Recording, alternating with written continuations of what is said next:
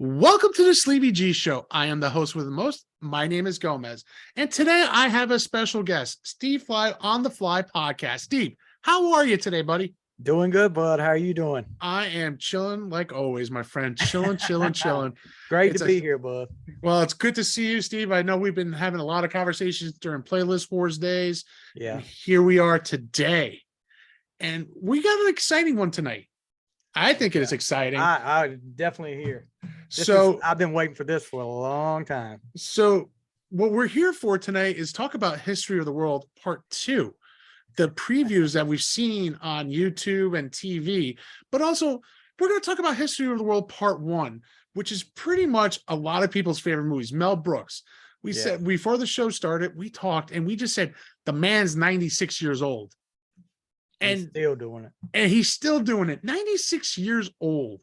He doesn't look old when he did the preview. No, he didn't. He looked like he looked like he was in his 70s. And God bless that man, because I'll tell you, he looked amazing.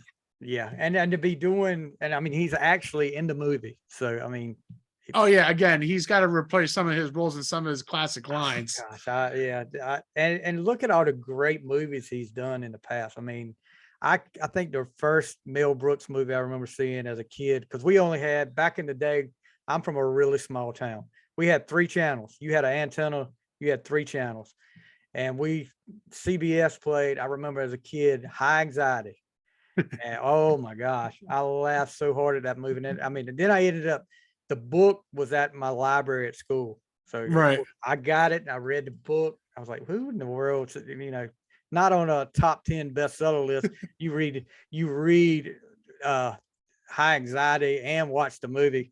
But Mel Brooks, Spaceballs. I mean, how classic is Spaceballs? Oh, Spaceballs is another monster movie of his, which I think that's where I started learning who Mel Brooks was when I was a kid. When I saw Spaceballs, you had John Candy, Mel Brooks is in the movie, Rick Moranis.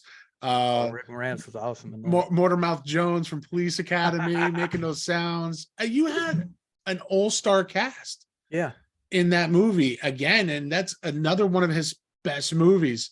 I mean, I can go line for line on that movie too, but pretty much. We're not here to talk about that tonight, though. We are ready to talk about History of the World Part 1. Now, that movie came out on June 12, 1981, where that film was, you're going to laugh, it was a small budget film. Yeah. Now, back in 81, here we are, 2023.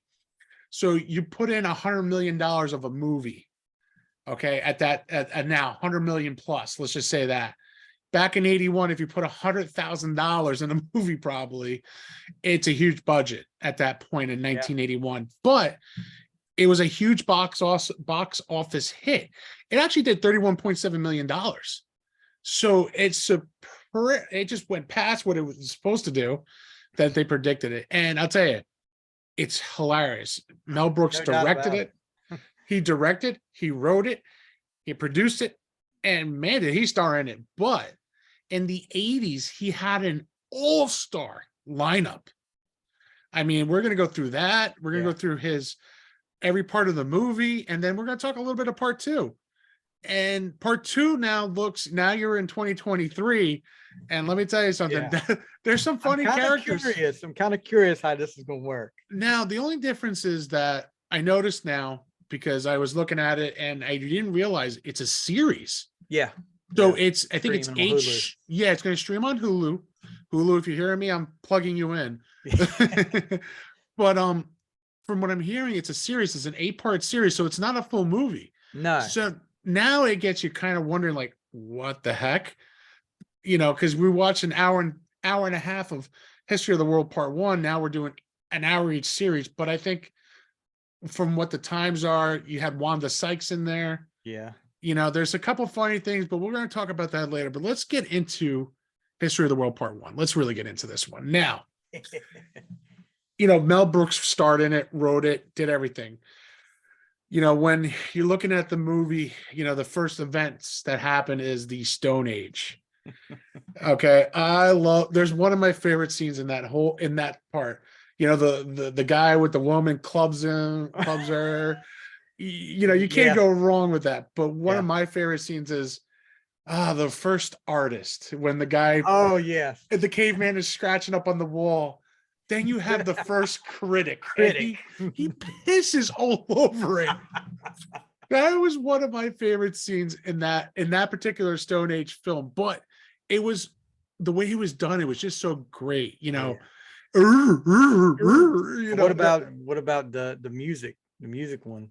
the music one. We'll get to the Spanish Inquisition soon. No, I'm talking about when the Oh, yeah. caveman discovered what Oh. music they could sing. Yes, yes, yes, yes. I'm thinking of, because the Spanish Inquisition always Spanish stands out. Inquisition was the musical. The Yeah. musical that always Yeah. stands out on my mind. Do But you yes, remember? Do you remember the first time you saw this movie? How you did you? I mean, I know okay. you couldn't have seen it at the theater. No, I did not see it. I in didn't theaters. either. I didn't either. So, Spaceballs was my very first taste of Mel Brooks. Okay, so back in '86.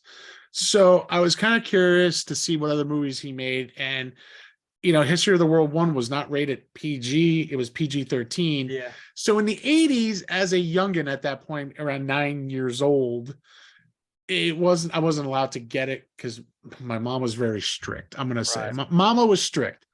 Pops though was not. So Pops, Dad's the one who took me to all the R-rated movies growing up.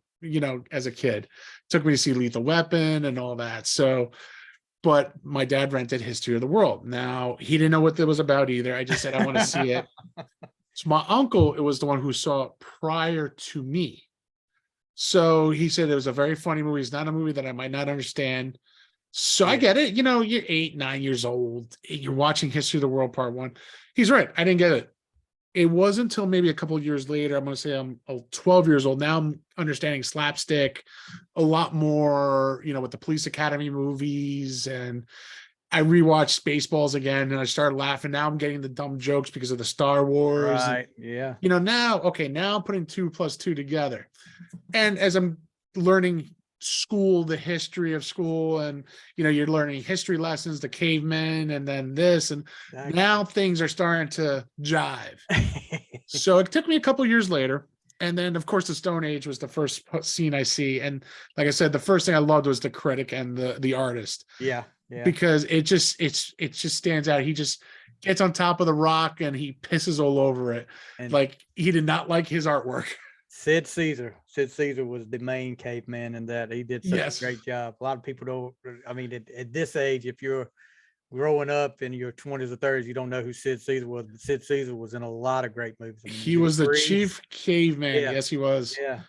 And he had Rudy DeLuca. He was another prehistoric, and Leah French was another one.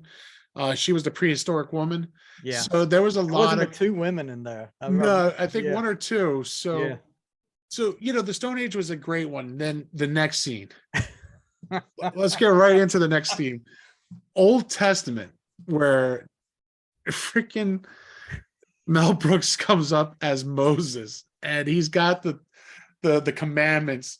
I have 15 commandments. Ah, shit. I have 10 commandments. I love that because I always wondered, since the first time I watched it, I was like, I wonder what the other 5 commandments were. As a kid, you're like, because I watched the first time I remember seeing this was before VCR. There was a thing called RCA video disc players. I remember those. We had one, and we had this on video. When I first time I was like, and I like you, I was like not getting it. I was like, oh, wait a minute. I said, what were the other 5? What were the other 5 commandments? I was a Catholic school kid. So I went to private school. I went to Catholic school from kindergarten all the way to high school. So I remember in religion class, I said, does anybody have any question on religion? I said, yeah, I do. Oh God, no. I asked, is it true that Moses had 15 commandments and he broke it? And she was like, what? I go, I was watching this movie, and she goes, and I got that look. I'm like, oh, I guess I wasn't supposed to ask that question. I go, I was curious what the 15 commandments were. He said, and I said, shit, because he says it in the movie. He goes, he has 15. Boom, he dropped it. He said, oh shit. And I got 10 commandments. I mean, I know the 10 commandments. I was just trying to see what the other 5 were. Yeah. But again, curious too. I was the same way. I was curious what the other 5 were. But my religion teacher didn't like that very much. I got detention for about a week because of that. Now, and I've looked up on this and I couldn't find anything. Do you think there was any kind of uproar about that one scene right there? You know what? Back in the 80s, probably is not as much as today. Yeah, people weren't as So, butthurt. Don't get as butthurt as am I gonna get a little heat on it? Maybe on this because we're talking about it. But listen, it doesn't matter about religion or race. You got to believe in what you believe in. Is my Yeah. thing. I'm a Catholic. I've grown up as a Catholic, been brought up as a Catholic, and I got the cross right around my neck here. With my dad's ring around it, as you can see, and I'm proud of it. And it's everyone has their own opinions, and I keep that to myself. Yep. So, and it don't matter. I don't really anybody who supports other religions, listen, good for you. I'm happy for you. And as you support it the right way, I'll help you support it. You know what I mean? It doesn't matter if you're Catholic, Baptist, Yeah. it doesn't matter. As long as you're supporting your church the right way, like I do, we're all good, man. Exactly. That's what it is. It's all about love, agree. peace, and happiness. Nothing else. I agree. I wish So- more people felt that way. I wish to, but like I said, I don't get into this part of the talk because it's a fun show. Yep, that's But right. and you know what? Like I said, God bless everybody. That's all I'm gonna say. And then, but the Old Testament was pretty funny. Yeah. Was there an uproar? Probably not back in the day. Yeah, people didn't get offended like they do now. No. Are they gonna get offended? What's gonna happen in part 2? Who knows? We'll see what happens. We're gonna see what happens because there is some when we get into part 2, when we get through the movie of part 1 here, we'll talk a little bit of some what we saw on the previews and what we're gonna expect. After the Old Testament, it's one of my other favorites was the Roman Empire. Oh gosh, that was the funniest part of the whole movie to me. You have Emperor Nero, who plays Dom DeLuise, a great actor, plays in the Cannonball Runs with Burt Reynolds as Captain Great Chaos. Great actor. You have Gregory Hines. You have Josephus. yes. You had Madeline Kahn, Empress Nympho. You got Harvey. I don't know how big a fan, and I just found this out since we started talking about doing this. I did not realize the lady that plays Miriam, the Vestal Virgin, Mary Margaret Humes. Yes. Dawson Creek. She was the mom on Dawson's Creek. I did not realize that. I was like, what? That is Dawson's mom. Wow. I was like, that she doesn't, I see it in the eyes, but the rest of it I can't see. Yes. I was like, yeah, that's her. That is definitely her. Let me tell you, that whole Roman Empire was hilarious. Hey, I love when Mel Brooks is in this scene too. Yeah. I love one of the scenes he's waiting online on the unemployment line. He's like, did you bullshit this week? No. Did you bullshit last week? No. Did you bullshit anytime? No. Okay. Did you try to bullshit? Yeah. Or did you try to bullshit? Yeah. And he goes, I got you the biggest gig of your life. I got you Caesar's Palace. Yes. Swiftness. The Swiftness. Yes. That was played by Ron Carey. Yeah. I mean, and I mean, one of the things, and I guess Adam Sandler kind of took the lead from Mel Brooks. One of the things about the Mel Brooks movies, when you watch especially back in that period of time, if he had somebody in one of those movies, chances are they were going to be in another movie with me. Because like Cloris Leachman was in. Yes. Ron Carey was in a lot. Harvey Korman. I mean, yes, Harvey Korman is hilarious. Harvey Korman is great. Yes, he was actually. I think was he the drummer at Spaceballs? I think so. Yeah, I think he was. He was the drummer in Spaceballs. He made a cameo. Yeah. Yes, he did. And yes. And let me tell you, that's a great idea because when you can get your friends to go into the show and help you out. So Adam Sandler did the right thing with Kevin James, Chris Rock. David Spade. There's a couple more that were in there. I can't remember their names, but he has his production company, Happy Madison. He has his core group of guys that he trusts, and that's something that is amazing that he can get them in the movie. Yeah. Listen, you're not doing right now. Here, work for me. Come on, I got a part for you. You can't go wrong with that. And no, you can't. And that's great representation of what friends are supposed to be. And when you look at Adam Sandler and you look at Mel Brooks, they're not about the money.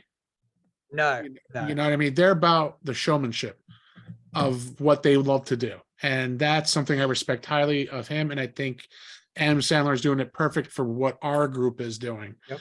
So for us, it felt like it's the passing of the torch from Mel Brooks to Adam Sandler. And, listen, not all what Mel Brooks movies are the best. And they're all not funny like Adam Sandler's. They're not all the Yeah. best. Oh yeah. There's some stinkers of both. There's a couple of stickers on both of them, but these guys are perfect examples of what they can do comedy wise. And I think they're the kings of comedy when it comes to slapstick movies, Definitely. But, I love Dom DeLuise's, Oh gosh. Emperor Nero in this one, man. Treasure bath. Oh God. It's just him in the beginning scene. Give me my food.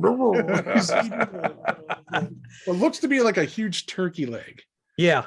Oh, yes, it is. And he's eating it's like, it's hilarious. And he pulls stuff out of his butt. He's like, yes, find them, catch them, pull something out of it. Watch this. Do this. He was just he played that role so perfectly, and Gregory Hines did too. As Who would Joseph ever thought Gregory Hines, he basically known as a dancer, could pull off comedy like that at the time. I mean, and he did a great job, talking about, I think one of the funniest parts is when they're being chased on the chariot. Yes. And he wacky weed, mighty joint. Mighty joint, yes. Yeah, and my thing is, and watching it when you're a kid, you don't think about it, but I kind of pick apart things, and I'm like, darn, if as long as it would have took for him to roll that big thing up, they could have been gone away from those guys, because I was like, they weren't that far ahead of them. No, they were not. He rolled it up, did all this stuff, and and then I was like, y'all could have been gone by now. Oh, I know. And then he, it's kind of funny. They were calling was it their names, the Munichs, where they're so that scene, the Munichs, let's bring in the Munichs, and then you see them we're gonna do the feather test. They're like, what's the feather test? We'll see who gets a hard on. Yeah. So it's kind of funny. Everyone, they bring in this one chick, and everyone's like, and he's thinking, he's like, God, please don't raise. And it happens. And you see the feather raise up. The jig is up and gone. Yeah. He takes off like a bat out of hell. The bacon tongue too. Oh God. He rolls that thing. I was like, oh my gosh. Yep.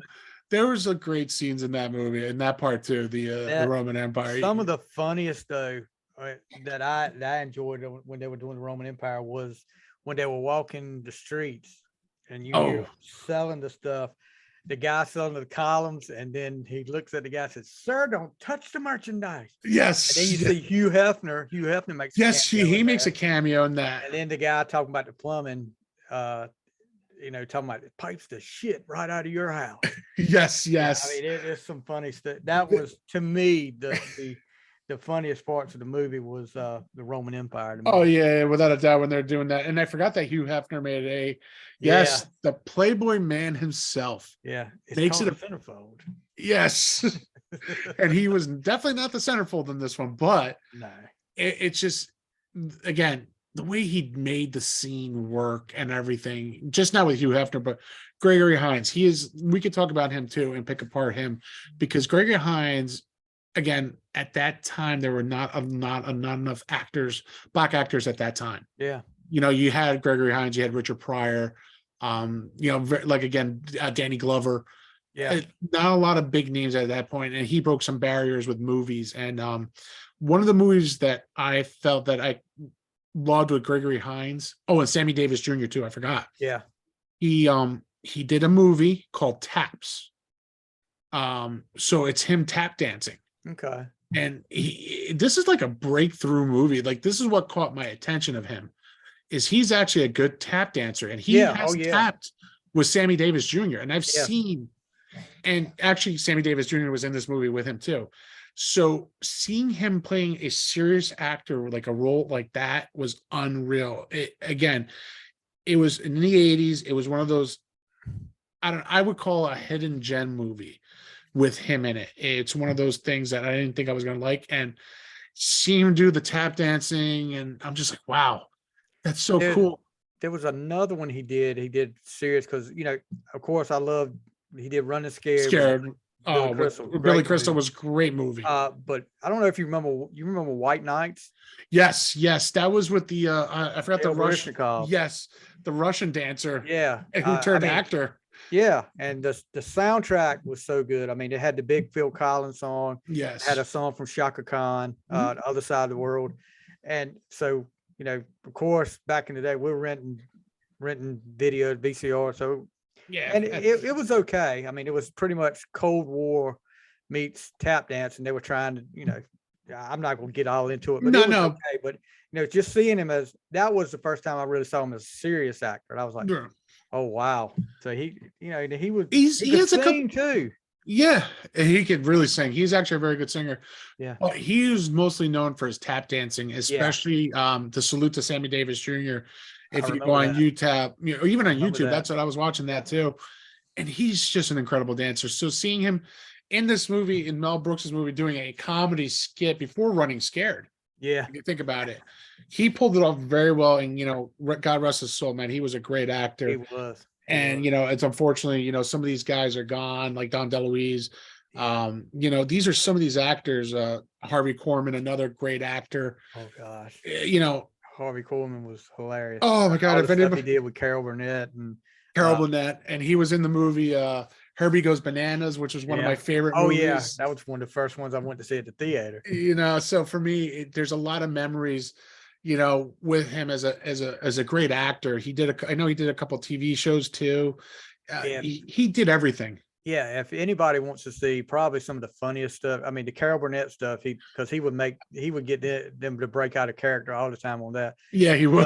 But him playing the psychiatrist on High Anxiety, and where they're trying to make the people go crazy or look crazy and keep them there for longer, and he does the whole Wolfman thing. The guy claims he's seeing wolves, and then he shoots him with the rubber band. Yes. Oh goodness! Oh Yes, gosh, that was hilarious. awesome. And then, like I said, there was a bunch of great actors in this movie, and this is just awesome. And then the next one we go into is the Spanish Inquisition. Oh, jeez. The Inquisition, Here what we a show. Here we go. It's one of those funny musical scenes. I remember as a kid, I was like, I wasn't into musicals and stuff like this. I would kind of fade out on this one. But Yeah. the older I got, I kept sitting there watching Jackie Mason's line, and he started playing ping pong with my balls. I mean, Yes. oh my gosh. I was like, Jesus, dude. Jackie Yep. Mason, though. Another great actor. You know what I Yeah. mean? It's just, again, when you're looking at the 80s and you're looking at 2023, don't get me wrong, there's a lot of great actors now.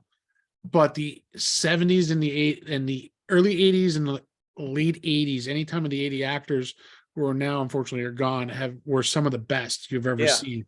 Definitely. And what's funny is, like, when you see movies now, I'm not saying a lot of actors do it, but a lot of actors cannot break character and do a scene.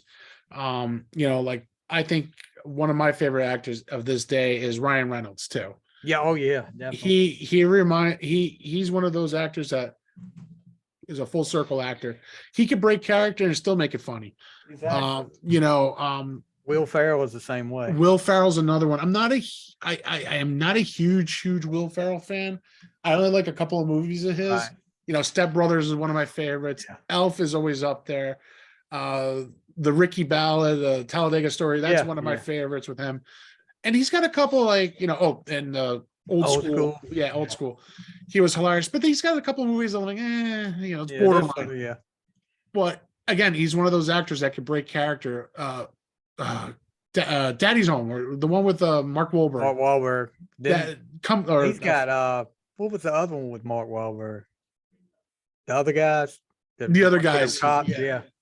So he's worked with great actors. So, just like these guys, Harvey Korman, Dom DeLuise played with Burt Reynolds in the Cannonball Runs. And that's Cannonball Runs. I used to I used to beg my parents to let me stay up to watch it on, like when it would come on CBS, I would beg them to let me stay up and watch Yeah, Cannonball Runs. I love those. those were the greatest movies. I mean, again, when you're looking at this, these again characters, the guys who played in the show, it's just unreal. Well, yeah, I mean, and that was kind of like the thing back then. You had this all-star cast on these movies, like you said, Cannonball Run.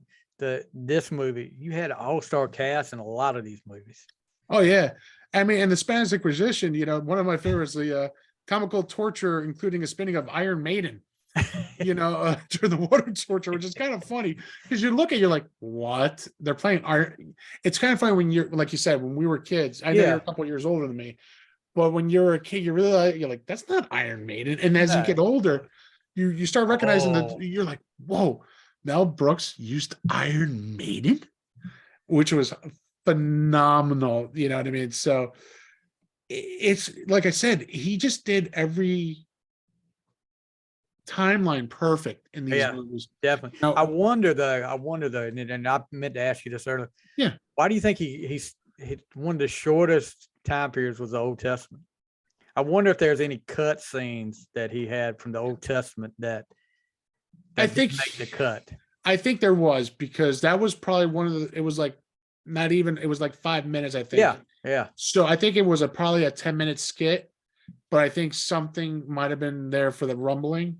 And the reason I asked, because I don't know if you noticed, well, I know you noticed when they're in the front. No, actually, when they're in Rome, Mm-hmm. there's he's raising Moses, the commandments. Yeah. No, he's parting the Red Sea. Oh yes, that's right, the Red Sea. Yes. So I'm just wondering, if that was supposed to be part of it or what. But I don't know. I think it probably was, but I think they used it somewhere else, which I think again, when movies come out, they do test screenings to make it, to see if there's anything that should make the cut and shouldn't make the cut. Now, in the 80s, I wasn't sure if that was the case. Maybe they reviewed it themselves and said, you know what, I love this part, but it's not right for here. It was perfect for here. So it makes you wonder, did they recut that thing? They probably did. What I wonder. I would hope though, if it's some out there, Mr. Brooks, you need to release the cut scene from History of the World. You should now, please, before. But then, the Spanish Inquisition was just a lot of fun. Yeah. You had Jackie Mason, Ronnie Graham was in that, plus the cameos on that scene. But one of the bigger ones is the French Revolution. Yes. The French Revolution is probably one of his biggest scenes in the movie. That took a good chunk of it with the Roman Empire, I think. They were the two. They were definitely the two longest. They were the two longest, and that's is where he's playing King Louis, and the famous line, "It's good to be the king." It's good to be the king, and he also plays the Piss Boy. Yeah, the Piss Boy. Yes, exactly. I forgot he played AKA Piss Boy, whose job is to hold the bucket for the kings. And what a job! Imagine that now. I mean, that job would not exist now in 2023 or 2023, but imagine. No, I can't imagine that happening. But then, to see, you see Cloris Leachman. Mm-hmm. She's going to incite the revolution because, none of the upper class cares about the lower class and the king and all. And then you see Harvey Korman getting out of the wagon and stepping all over top of the regular people. He's not just stepping; he's throwing extra kicks in as he walks off. And then the whole skeet shooting thing where actual people, fell like a stone. Oh my God, that's some of the funniest things ever. And it's funny. It's just one of the, again, all-star cast. It's just one of those long scenes, the fighting, the talking, and it was just a love of the show, of the movie. You know what I mean?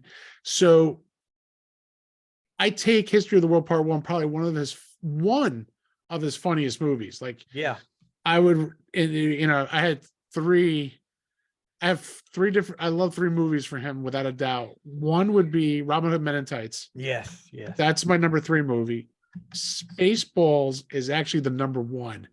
Yeah. History of the World is number two. Spaceballs was my first love when I fell in Yeah, love with Mel yeah. Brooks. So in the 80s, but You know, there again, was so many. I mean, Young Frankenstein. Young Frankenstein was another great one. Yeah, there's one that there's the only Mel Brooks movie I don't think I've seen yet, and everybody, I've had a couple of friends keep telling me that I need to watch it. Was Silent Movie.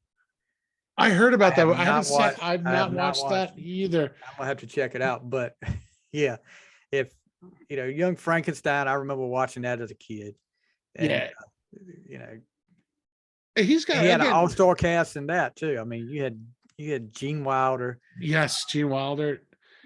He actually had a To Be or Not to Be. He was another 83 movie. Life Stinks, Spaceballs, Dracula Dead and Loving It. I forgot about that I movie. forgot about that. Now I did watch Life Stinks. That was not my cup of tea, but It was okay, it wasn't up to Mel Brooks standards. I'll put it no, it that was way for not. me. It was not a Mel Brooks movie. It was funny as hell though. You know, it's one of those things that you laugh and and you got Leslie Nielsen playing Dracula Oh and well, you can't go wrong with that. no, so for Nielsen. me to see him do that is one of those things, you know what I mean? I love it. Yeah, And, that's and, and then it's just one of those movies, I love him as an actor and, God rest his soul. Another good, another actor unfortunately was taken away from us. It just, definitely. I can remember the Naked Gun. who was When just that watching first that? come out, and look, that was actually a TV show before it came out. It was called the Yes. Police Squad. I watched it and I loved it. And I was like, why did they take this off? And then I see the Naked Gun. I'm like, this is pretty much the Police Squad with some different folks in it. But yeah, Yeah, you had gosh, him. I've never laughed so hard in my life. Oh yeah. High Anxiety, To Be or Not to Be was another great one of his movies. Silent Movie, yes. That came out in 1976 again. Starring, written by Mel Brooks. Ron Carey was on that. Dom DeLuise. Yeah. Rudy DeLuca, Ron Clark. And you see what I'm talking about? The same folks. Sid Yep. Caesar was in there. Yes, Sid Caesar was in there. Blazing Saddles is another great movie. Oh gosh. That was one again. Mel Brooks, Richard Pryor was in this one. Harvey Korman was in this one. I remember this. Gene Wilder again. So Gene Wilder's played 2 movies in there. Yeah. With Mel Brooks. So again, you're talking classic lines in that movie too. Mel Brooks, 96. God bless you, man. You put out some of the best classics. Definitely. And I hope nobody remakes these because you can't. No, they don't need to touch these. These are the classics you need to keep the way they are because to show actors what it was to have a comedy and a slapstick compared to what it is to these days. And don't get me wrong, Adam Sandler, you're doing the right thing. Yeah. You're doing what it's supposed to be for 2023s, for the 2000s, for this nice decade that we're living in. But the 70s and the 80s belong to Mel Brooks. Yep. And to me, he is a pioneer of the slapstick movie. There's Richard Lewis too. Again, there's another actor. I can't remember his name. He's another slapstick movie guy. You have Steve Martin when he played the jerk in that movie. Gosh. Another Love slapstick Steve movie. That was one of my favorite movies growing up is watching him in that movie. And don't get me wrong, Father of the Bride 1 and 2 were great too for him. Dude, I'm not ashamed to say it. When I saw Father of the Bride the first time with him in it, I wasn't even dating my wife at the time. I was like, yeah, I want to have a girl. I want to have a girl first. And that happened. I was shooting for the boy, but I got the girl first. Boy came second. So so it's kind of funny is, I watched Steve Martin's movie and one of the lines, it's kind of funny where I was saying that tell Hans I want the chipper chicken. It's one of those lines I always love. But you know what's so funny? Back when I was a kid and, I was born in 73, like 79 or 80, Steve Martin was like a no for you. It was like, oh no, you can't, a cousin of mine had one of his albums, was stand-up albums, and they were like, "No, you can't hear that. You can't hear that." And here I am, it was like, I don't want you to even listen to Steve Martin. And then in what, the 90s, Father of the Bride comes out, and I'm sitting there watching it with my mom, and she's like, "Oh, he's such a good actor." And I was like, That's not what you said back in the "That's not 70s. what you said. He was like the devil back then." Exactly. He's like in Waterboy. He's the devil. He's the devil. That's what the best scenes of the movie. And I think, again, as an actor, when you look at Mel Brooks in History of the World Part 1, Blazing Saddles, Spaceballs, Robin Hood Men in Tights, the slapstick of it, it's just comical. As a Jewish actor, the thing is that he is Jewish, but no one cared, and no one still cares to this day. I mean, he rips on him a little bit, don't get me wrong, but he's making fun of himself. That's Listen. the thing. That's the thing about this, though. And watching all of these movies that he's done over the year, he doesn't just single out like one group. He picks on everybody, including himself. Yes. I mean, so I think that's why people don't have a problem with it, because he doesn't. It's like everybody's getting it. Yes. And I think some people would get offended if Mel Brooks didn't pick on him. Maybe. Who knows? I don't know. We'll never know that tale, because again, it's Mel Brooks, and you know how it is now in 2023. Unfortunately, again, it's just that type of scene where you can't talk much, and and it's my thing is, as far as dealing with that, if you don't like it, don't watch it. Listen to it or don't watch it. Yeah. The world would be a happier place. Yep. You just use your head. Exactly. But now we're at that point where we're noticing, was a month ago, we see this Mel Brooks comes out with his big beard, and he's talking about History of the World Part 2. Now let's start talking about this. It's coming out next month, I believe, or is it coming out this month? It's this month. I think it ends next month. Okay. Like you said, that it'll. No, you're right. It's going to premiere Monday, March 6th. Okay, so Monday, March 6th on Hulu, it comes out. So I couldn't remember if it was the 26th or the 6th. That's why. So it's Monday, March 6th, I believe it is. And Monday, March 6th, he comes out with History of the World Part 2. So now it's kind of funny that we got to see the preview on YouTube, the trailer for it. So now, Mel Brooks comes out sitting in a chair. He goes, "My name is Mel Brooks." Well, hold on. Yeah, it is Mel Brooks. Just making sure with my tag. So of course he just goes into that slapstick comedy, and he's introducing History of the World Part 2. Now, seeing some of the actors that are in History of the World Part 2 is one thing I'd love to mention right now before we get into what we think. He has Johnny Knoxville in this. Okay. You got Dave Stanson, Sassy Beats, Dove Cameron, David Duchovny, Taylor James Williams, Seth Rogen, Danny DeVito, Pamela Adlin. Sorry if I say your name wrong. I apologize. Sarah Silverman, Jay Ellis, Jake Johnson, Nick Robinson. You're talking about, again, characters we've seen in movies that have played out. Johnny Knoxville probably. Wanda Sykes is in this movie, which I know I didn't mention.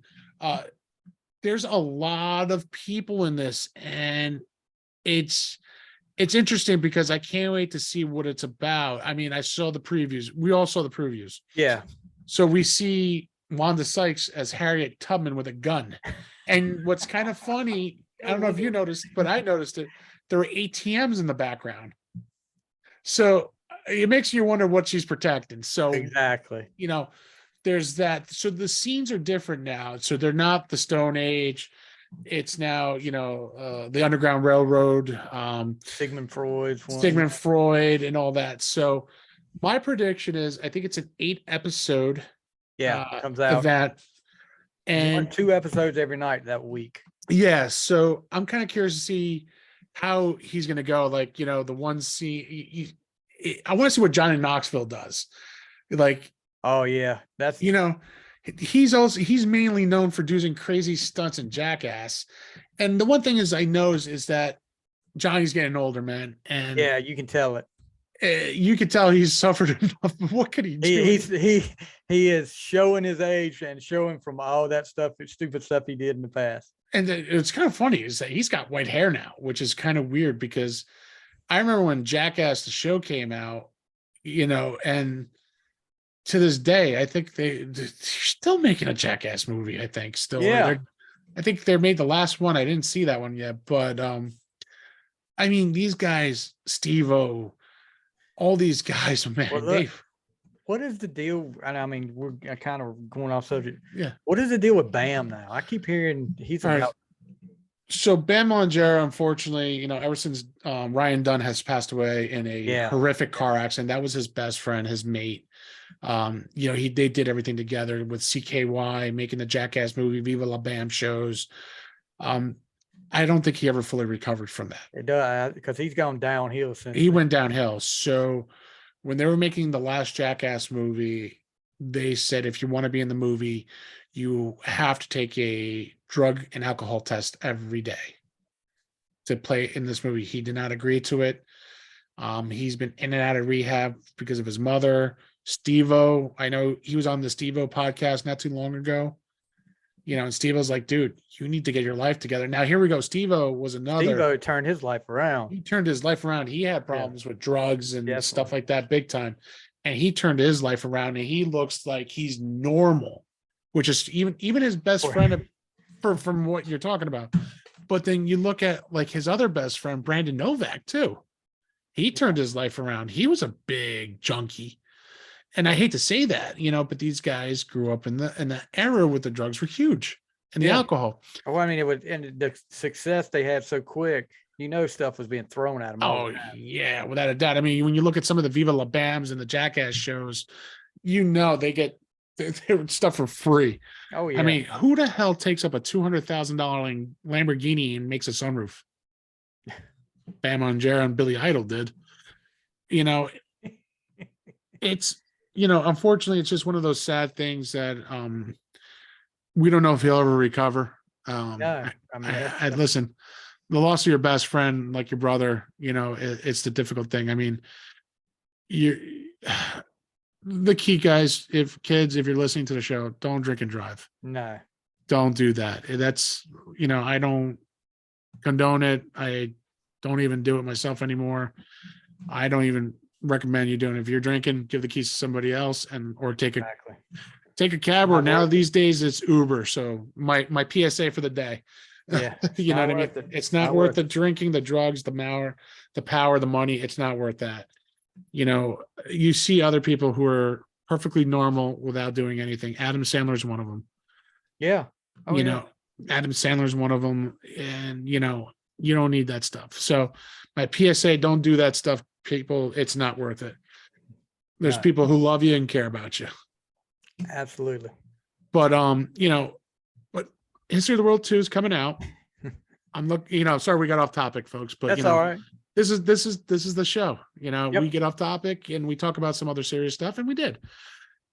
So, again, we talked about History World 1 and 2. We're looking forward to this. This is going to be huge. As a fan of History World Part 1 and all of Mel Brooks's, but my top 3 I mentioned it already. Yeah. You mentioned your favorites. And what are you expecting from History World 2, Steve? Talk to me on this one. I don't really, I've been, ever since we saw the trailer and it was announced it was coming out, because at first when it came on, I was like, okay, this is a joke. They can't really be doing this.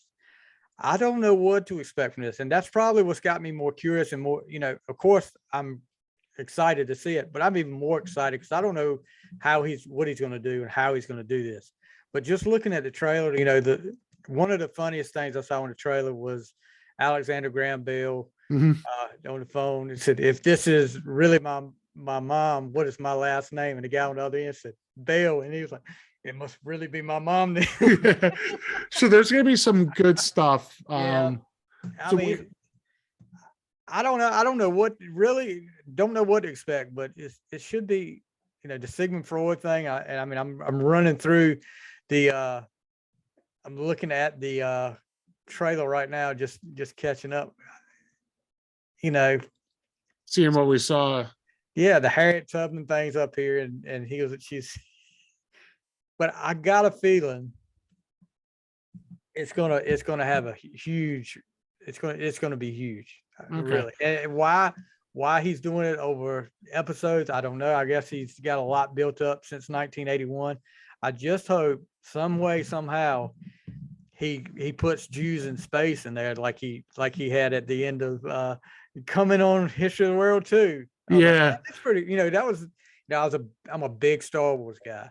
Okay. So when that came out and it said Jews in space, I was like, it's freaking Star Wars with Jewish people. I mean, let's see that. I want to see some more of that. But Right. and then Hitler on Ice, I don't know if that would go over it too well, but I don't know either. So we'll see what happens. Jack Black's in this movie too. So we'll see what happens. This is going to be a little weird. I know there's going to be probably a little uproar. oh yeah, it will be, of course. Anything that comes out, it's going to be an uproar.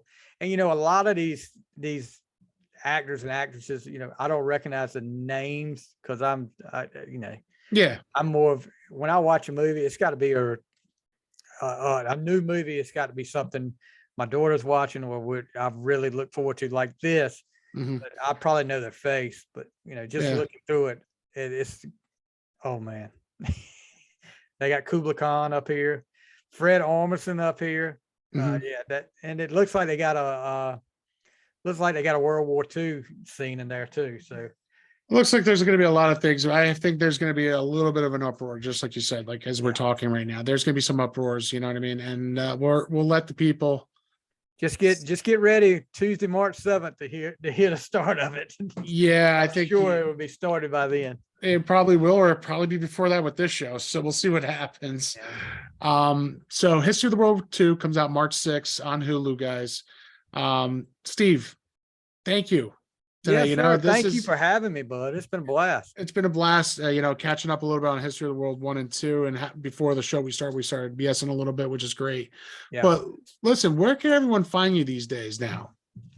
Anywhere you get your podcast at, I've got 2 podcasts out there. I've got The Final Score, which I've been doing for close to 5 years now. And that's all, just like it sounds, all sports. I've had athletes from all kinds of sports, basketball, baseball. Like I'm a big Steelers fan, so I had Rod Woodson on. I've had Donnie Shell, Hall of Famers.